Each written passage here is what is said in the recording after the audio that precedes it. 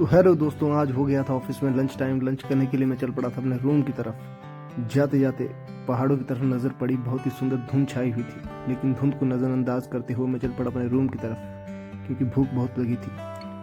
और रूम पहुंचते ही देखा कि बहुत अंधेरा है, इसलिए लाइट को ऑन कर दिया। लाइट ऑन करने के बाद अपनी सुबह की बनी हुई दाल की हालत जानने की कोशिश की, इसलिए ढक्कन हटाया। ढक्कन हटा के पता चला कि दाल बहुत ही काली हो गई। लग रहा था कि काले साए ने कोई जादू कर दिया है, लेकिन काले गोरे का भेद नहीं, हर दाल से हमारा नाता है। इसलिए दाल को हिलाया और उसके बाद कुकर में डाले चावल। चावलों में डाला थोड़ा सा पानी। धोने की कोशिश की, क्योंकि यहाँ के चावल थोड़े से गंदे हैं। धोते धोते हाथ ठंडे हो गए, इसलिए जितना पानी डाला था उसको निकाल दिया। पानी निकालने के बाद फिर से याद आया कि थोड़े से गंदे चावल रह सकते हैं, इसलिए फिर से धो दिया और जो पानी था वो बाहर निकाल दिया। पानी बाहर निकालने के बाद जो चावल थे उनमें डाला थोड़ा सा घी, क्योंकि इससे चावल स्वाद बनते हैं और स्वाद के हम शौकीन हैं। घी डालने के बाद चम्मच को फिर से उसी जगह पे रख दिया जहां से उसे निकाला गया था। पानी डालने के बाद हमने चावल को थोड़ा सा मिलाया और चावल और घी को मिलाने के बाद कुकर को चढ़ाया और चढ़ाकर चूल्हे पे रख दिया। और जैसे कुकर को रखा, दोनों चूल्हों में आग लगा दी। आग लगाने के बाद खिड़की की तरफ मैं बढ़ा।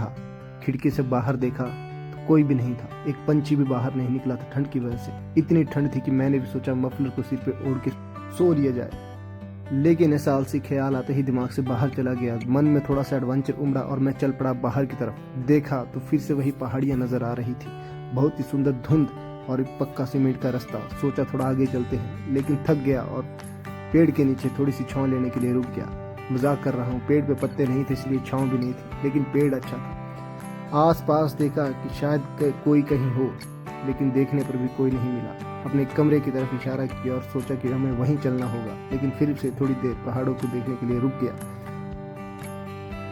लेकिन फिर से याद आया कि गैस पे चावल रखे हुए हैं, तो दौड़ के गया कमरे की तरफ। कमरा खोला, जैसे ही कढ़ाई की तरफ नजर पड़ी तो हमारी दाल खौल रही थी।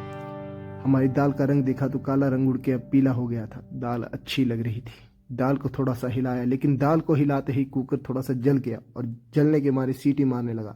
तो कुकर को भी बंद करके थोड़ा सा सहलाया और जैसे ही कुकर खोला तो देखा हमारे चावल पककर तैयार हो चुके थे।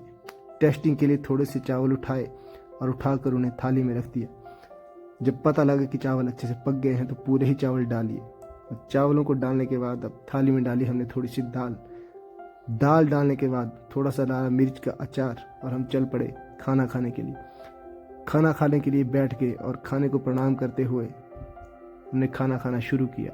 और मिर्च के साथ खाना बहुत ही स्वादिष्ट लग रहा था, इसलिए मन खुश हो गया, रूह खुश हो गई। थम्स अप देना पड़ा। और अब टाइम हो गया था ऑफिस वापस जाने का, इसलिए रेगुलेटर को किया बंद। जूते डाले और जो लाइट हमने आते ही ऑन की थी उसको कर दिया बिजली बचाने के लिए बंद।